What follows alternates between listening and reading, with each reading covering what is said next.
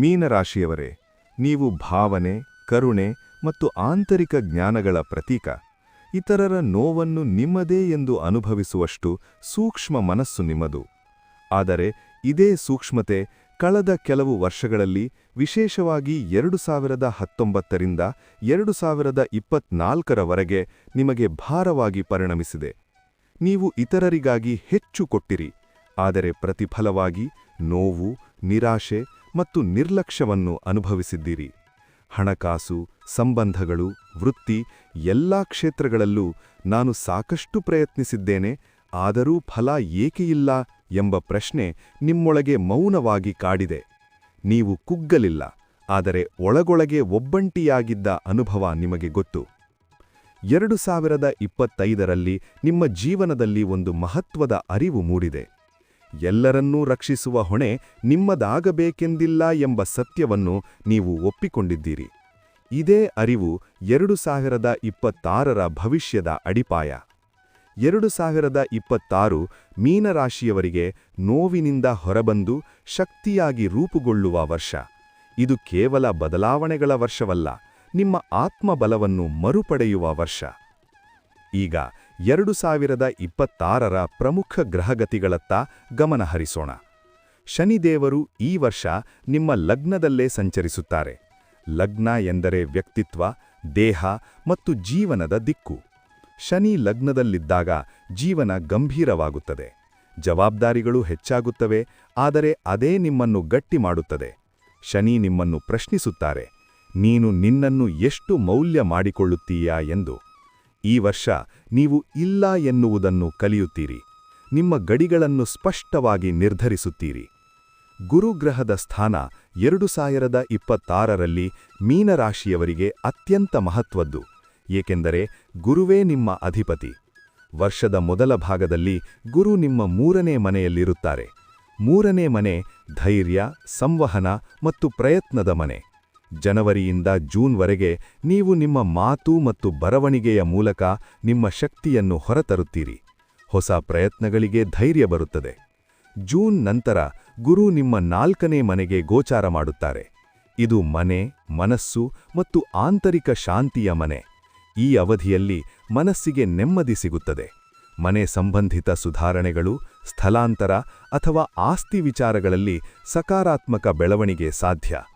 ರಾಹು ಮತ್ತು ಕೇತುಗಳ ಪ್ರಭಾವ 2026ರಲ್ಲಿ ನಿಮ್ಮ ಸಂಬಂಧ ಮತ್ತು ಹಣಕಾಸಿನಲ್ಲಿ ಎಚ್ಚರಿಕೆ ಸೂಚಿಸುತ್ತದೆ. ರಾಹು ನಿಮ್ಮ 7ನೇ ಮನೆಯಲ್ಲಿರುತ್ತಾರೆ. ಇದು ವಿವಾಹ ಮತ್ತು ಪಾಲುದಾರಿಕೆಯ ಮನೆ. ಇಲ್ಲಿ ರಾಹು ಇದ್ದಾಗ ಸಂಬಂಧಗಳಲ್ಲಿ ಭ್ರಮೆ ಉಂಟಾಗಬಹುದು. ಮಾತು ಮತ್ತು ಭರವಸೆಗೆ ಮರುಳಾಗಬೇಡಿ. ಕೇತು ನಿಮ್ಮ ಮೊದಲ ಮನೆಯಲ್ಲಿರುವುದರಿಂದ ಆತ್ಮಪರಿಶೀಲನೆ ಹೆಚ್ಚಾಗುತ್ತದೆ. ನೀವು ಯಾರಿಗಾಗಿ ಬದುಕುತ್ತಿದ್ದೀರಿ ಎಂಬ ಪ್ರಶ್ನೆ ಗಾಢವಾಗುತ್ತದೆ. ಇದು ಗೊಂದಲವಲ್ಲ, ಜಾಗೃತಿಯ ಹಂತ. ಮಂಗಳ ಗ್ರಹದ ಚಲನೆ 2026ರಲ್ಲಿ ನಿಮ್ಮ ಹಣಕಾಸು ಮತ್ತು ಶಕ್ತಿಯಲ್ಲಿ ಏರಿಳಿತ ತರುತ್ತದೆ. ಕೆಲವೊಮ್ಮೆ ಅತಿಯಾದ ಭಾವೋದ್ರೇಕದಿಂದ ನಿರ್ಧಾರ ತೆಗೆದುಕೊಳ್ಳುವ ಸಾಧ್ಯತೆಯಿದೆ. ಶಾಂತವಾಗಿ ಯೋಚಿಸುವುದು ಬಹಳ ಮುಖ್ಯ. ಸೂರ್ಯನ ಸಂಚಾರಗಳು ನಿಮ್ಮ ಆತ್ಮಗೌರವವನ್ನು ನಿಧಾನವಾಗಿ ಹೆಚ್ಚಿಸುತ್ತವೆ, ವಿಶೇಷವಾಗಿ ಮಾರ್ಚ್ ಮತ್ತು ಆಗಸ್ಟ್ ತಿಂಗಳಲ್ಲಿ. ಇದೀಗ ಹಣಕಾಸಿನ ವಿಚಾರಕ್ಕೆ ಬರುವುದಾದರೆ 2026 ಮೀನರಾಶಿಯವರಿಗೆ ಎಚ್ಚರಿಕೆಯ ಮತ್ತು ಪುನರ್ಸಂರಚನೆಯ ವರ್ಷ. ವರ್ಷದ ಮೊದಲಾರ್ಧದಲ್ಲಿ ಹಣ ಕೈಯಲ್ಲಿ ನಿಲ್ಲುವುದು ಎಂಬ ಅನುಭವ ಬರಬಹುದು, ಆದರೆ ಇದು ಶಾಶ್ವತ ಸ್ಥಿತಿಯಲ್ಲ. ಜೂನ್ ನಂತರ ಹಣಕಾಸು ಸ್ಥಿರವಾಗಲು ಆರಂಭವಾಗುತ್ತದೆ. ಹಳೆಯ ಬಾಕಿಗಳು ಅಥವಾ ಕುಟುಂಬದಿಂದ ನೆರವು ಸಿಗುವ ಸಾಧ್ಯತೆಯಿದೆ. ಹೂಡಿಕೆ ಮಾಡುವವರು ಅತಿಯಾದ ಭರವಸೆಯ ಮಾತುಗಳಿಂದ ದೂರವಿರಬೇಕು. ನಿಧಾನವಾದ, ಸುರಕ್ಷಿತ ಮಾರ್ಗವೇ ಉತ್ತಮ. ವೃತ್ತಿ ಮತ್ತು ಉದ್ಯೋಗದ ವಿಚಾರದಲ್ಲಿ 2026 ಮೀನರಾಶಿಯವರಿಗೆ ತಿರುವಿನ ವರ್ಷ. ಕೆಲಸದಲ್ಲಿ ಅರ್ಥಪೂರ್ಣತೆ ಬೇಕು ಎಂಬ ಆಸೆ ಹೆಚ್ಚಾಗುತ್ತದೆ. ಕೇವಲ ಸಂಬಳಕ್ಕಾಗಿ ಕೆಲಸ ಮಾಡುವ ಮನಸ್ಥಿತಿಯಿಂದ ನೀವು ಹೊರಬರುತ್ತೀರಿ. ಕೆಲವರಿಗೆ ಕೆಲಸ ಬದಲಾವಣೆ ಅನಿವಾರ್ಯವಾಗಬಹುದು, ಆದರೆ ಇದು ನಷ್ಟವಲ್ಲ. ಕಲೆ, ಸಂಗೀತ, ವೈದ್ಯಕೀಯ, ಸೇವಾ ಕ್ಷೇತ್ರ, ಶಿಕ್ಷಣ, ಸಲಹೆ ಮತ್ತು ಆಧ್ಯಾತ್ಮಿಕ ಕ್ಷೇತ್ರಗಳಲ್ಲಿ ಇರುವವರಿಗೆ ಉತ್ತಮ ಅವಕಾಶಗಳಿವೆ. ವ್ಯಾಪಾರ ಮಾಡುವವರು ಜನಸಂಪರ್ಕ ಮತ್ತು ನಂಬಿಕೆಗೆ ಹೆಚ್ಚು ಒತ್ತು ನೀಡಬೇಕು. ವಿವಾಹ ಮತ್ತು ಪ್ರೇಮ ಜೀವನದಲ್ಲಿ 2026 ಮೀನರಾಶಿಯವರಿಗೆ ಅತ್ಯಂತ ಎಚ್ಚರಿಕೆಯ ವರ್ಷ. ಭ್ರಮೆಯ ಪ್ರೀತಿ ಮತ್ತು ನಿಜವಾದ ಪ್ರೀತಿಯ ನಡುವಿನ ವ್ಯತ್ಯಾಸ ಸ್ಪಷ್ಟವಾಗುತ್ತದೆ. ವಿವಾಹಿತರಿಗೆ ಸಂಗಾತಿಯೊಂದಿಗೆ ಸ್ಪಷ್ಟ ಸಂಭಾಷಣೆ ಅಗತ್ಯ. ಮಾತು ಮುಚ್ಚಿಟ್ಟರೆ ದೂರ ಹೆಚ್ಚಾಗಬಹುದು. ಅವಿವಾಹಿತರಿಗೆ ಸಂಬಂಧಗಳು ಬರಬಹುದು, ಆದರೆ ತಕ್ಷಣ ನಿರ್ಧಾರ ಬೇಡ. ಸಮಯ ಕೊಡಿ, ಸತ್ಯ ಹೊರಬರುತ್ತದೆ.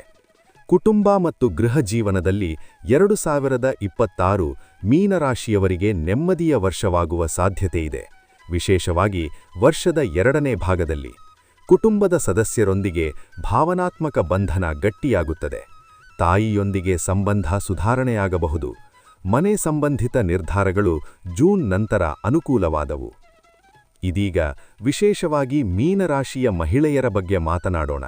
ಗೃಹಿಣಿಯರಾಗಿರಲಿ ಅಥವಾ ಉದ್ಯೋಗದಲ್ಲಿರುವವರಾಗಿರಲಿ, 2026 ನಿಮ್ಮನ್ನು ನಿಮ್ಮತ್ತ ಮರಳುವ ವರ್ಷ. ನೀವು ಎಲ್ಲರಿಗಾಗಿ ಕರಗಿದವರು, ಆದರೆ ನಿಮ್ಮ ಅಗತ್ಯಗಳನ್ನು ಮರೆತವರು. ಈ ವರ್ಷ ನಿಮ್ಮ ಆತ್ಮಗೌರವವನ್ನು ಮರುಪಡೆಯುತ್ತೀರಿ. ಮನೆಯಿಂದಲೇ ಕೆಲಸ, ಸೃಜನಾತ್ಮಕ ಉದ್ಯಮ, ಕೈಚಾಣಾಕ್ಷತೆ ಅಥವಾ ಸೇವಾ ಕಾರ್ಯಗಳಲ್ಲಿ ಯಶಸ್ಸು ಸಿಗುತ್ತದೆ. ಆದರೆ ನಿಮ್ಮ ಶಕ್ತಿಯನ್ನು ದುರುಪಯೋಗಪಡಿಸಿಕೊಳ್ಳುವವರಿಗೆ ಎಚ್ಚರ. ಆರೋಗ್ಯದ ವಿಚಾರದಲ್ಲಿ 2026 ಮೀನರಾಶಿಯವರಿಗೆ ಅತ್ಯಂತ ಮುಖ್ಯ. ರೋಗನಿರೋಧಕ ಶಕ್ತಿ, ಪಾದಗಳು, ನಿದ್ರೆ ಮತ್ತು ಮಾನಸಿಕ ಆರೋಗ್ಯದ ಕಡೆ ಗಮನ ಕೊಡಬೇಕು. ವಿಶೇಷವಾಗಿ ಜನವರಿ, ಮೇ ಮತ್ತು ಅಕ್ಟೋಬರ್ ತಿಂಗಳಲ್ಲಿ ದೇಹದ ಸೂಚನೆಗಳನ್ನು ನಿರ್ಲಕ್ಷ್ಯ ಮಾಡಬೇಡಿ. ವಿಶ್ರಾಂತಿ, ಧ್ಯಾನ ಮತ್ತು ಪ್ರಕೃತಿಯ ಸಂಪರ್ಕ ನಿಮಗೆ ಔಷಧಿಯಂತೆ ಕೆಲಸ ಮಾಡುತ್ತದೆ. ವಿದೇಶ ಯೋಗ ಮತ್ತು ಪ್ರಯಾಣದ ವಿಚಾರದಲ್ಲಿ 2026ರಲ್ಲಿ ಉತ್ತಮ ಸೂಚನೆಗಳಿವೆ. ಕೆಲಸ, ಚಿಕಿತ್ಸೆ ಅಥವಾ ಅಧ್ಯಯನ ಸಂಬಂಧಿತ ದೂರ ಪ್ರಯಾಣ ಸಾಧ್ಯ. ಜೂನ್ ನಂತರ ವಿದೇಶ ಸಂಬಂಧಿತ ಅವಕಾಶಗಳು ಸ್ಪಷ್ಟವಾಗುತ್ತವೆ. ದಾಖಲೆ ಮತ್ತು ಕಾನೂನು ವಿಚಾರದಲ್ಲಿ ಎಚ್ಚರಿಕೆ ಅಗತ್ಯ. ಈ ವರ್ಷದಲ್ಲಿ ಕೆಲವು ಪ್ರಮುಖ ದಿನಾಂಕಗಳನ್ನು ಗಮನದಲ್ಲಿಟ್ಟುಕೊಳ್ಳಬೇಕು. ಫೆಬ್ರವರಿ ಮತ್ತು ಮಾರ್ಚ್ ತಿಂಗಳಲ್ಲಿ ಸಂಬಂಧ ಮತ್ತು ಹಣಕಾಸು ನಿರ್ಧಾರಗಳಲ್ಲಿ ಎಚ್ಚರಿಕೆ. ಜೂನ್ ನಂತರ ಮನೆ ಮತ್ತು ಮನಸ್ಸಿಗೆ ಸಂಬಂಧಿತ ದೊಡ್ಡ ಬದಲಾವಣೆ. ಸೆಪ್ಟೆಂಬರ್ ತಿಂಗಳಲ್ಲಿ ವೃತ್ತಿ ಸಂಬಂಧಿತ ಮಹತ್ವದ ತೀರ್ಮಾನ. ಡಿಸೆಂಬರ್ ಅಂತ್ಯದ ವೇಳೆಗೆ ನೀವು ನಿಮ್ಮ ಜೀವನದಲ್ಲಿ ಹೆಚ್ಚು ಶಾಂತಿ ಮತ್ತು ಸ್ಪಷ್ಟತೆಯನ್ನು ಅನುಭವಿಸುತ್ತೀರಿ. ಗ್ರಹಾಧಾರಿತ ಪರಿಹಾರಗಳ ಬಗ್ಗೆ ಮಾತನಾಡುವುದಾದರೆ, ಮೀನರಾಶಿಯ ಅಧಿಪತಿ ಗುರು. ಗುರುವಾರ ಸತ್ಯ, ಸಹನೆ ಮತ್ತು ಜ್ಞಾನಕ್ಕೆ ಗೌರವ ತೋರಿಸುವುದು ಬಹಳ ಮುಖ್ಯ. ಅಗತ್ಯವಿರುವವರಿಗೆ ಆಹಾರ ಅಥವಾ ವಿದ್ಯಾ ಸಹಾಯ ನೀಡುವುದು ನಿಮ್ಮ ಕರ್ಮವನ್ನು ಬಲಪಡಿಸುತ್ತದೆ. ಶನಿವಾರ ಸರಳ ಜೀವನ ಮತ್ತು ಸೇವಾ ಕಾರ್ಯಗಳು ಶನಿಯ ಒತ್ತಡವನ್ನು ಕಡಿಮೆ ಮಾಡುತ್ತವೆ. ಒಣದಿನೊಂದಿಗೆ ಸಂಬಂಧಿತ ದಾನ ಅಥವಾ ಸ್ವಚ್ಛತೆ ಕಾರ್ಯಗಳು ಮನಸ್ಸಿಗೆ ಶಾಂತಿ ನೀಡುತ್ತವೆ.